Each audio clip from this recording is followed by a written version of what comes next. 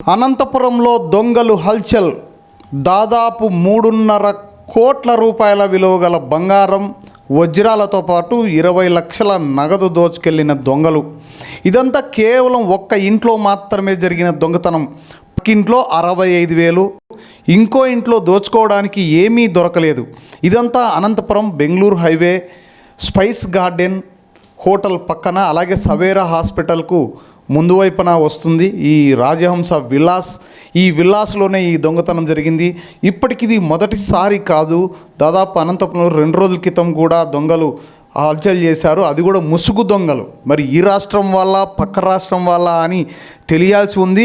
ఇంట్లో ఒంటరిగా ఉండాలన్న భయం, తాళం వేసి వెళ్ళాలన్న భయం, ఒంటరిగా వాకింగ్ చేయాలన్నా కూడా రాత్రిపూట మహిళలు భయంగా బతుకుతున్నారు.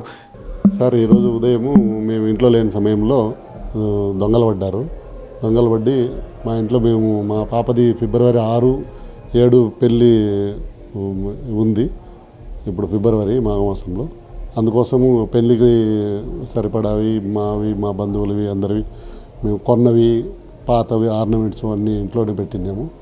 ఇంట్లో పెట్టి మేము పెళ్ళి పిలవడానికి ఊరెళ్ళాము. మేము లేని సమయంలో వాకిన్లన్నీ పగలు కొట్టేసి దొంగతనం చేశారు. క్యాష్ 20 లక్షలు క్యాష్ ఉంది.